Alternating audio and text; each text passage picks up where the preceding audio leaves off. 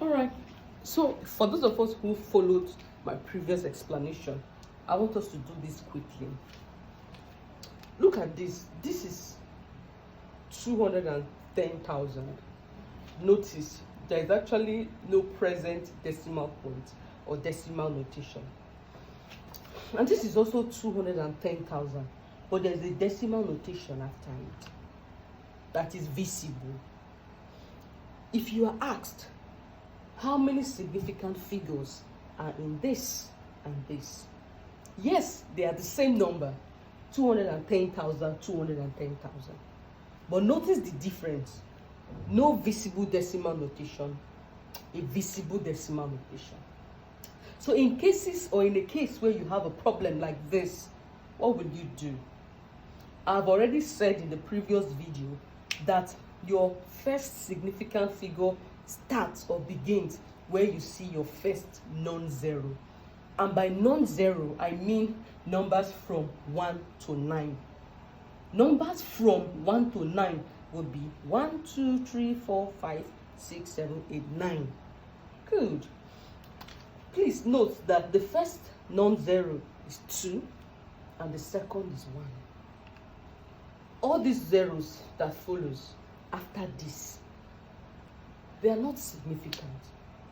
They only show us or explain to us the scale or the size of the number. Why am I saying that? You don't have any visible decimal point here. So your answer, very simple. Here there are two significant figures.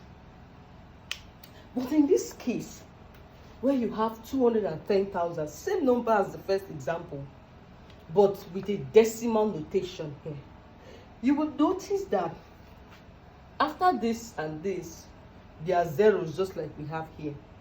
But these zeros here are significant. So in this case, there are 6 significant figures. What's the difference between these two? Very simple. You don't have a visible decimal point here, but you can see it here.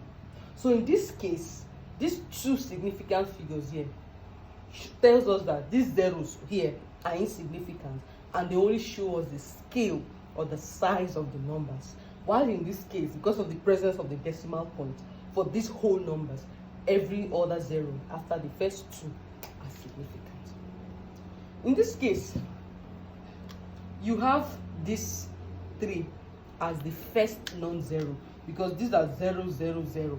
So this is where you have your first non-zero and the second non-zero. This 0 is significant.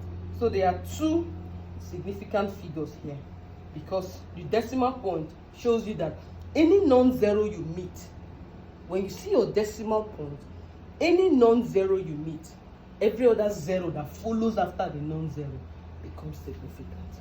Take note of this so that we are not confused. Do you know why? You need the knowledge of significant figures to learn how to write numbers in standard form. If you don't understand significant figures, you can't write numbers in standard form. So for you to understand how to write numbers in standard form, whether you have whole numbers or decimal numbers to write in standard form, you need a good knowledge of significant figures and of course place value. So take note of this so that we're not confused.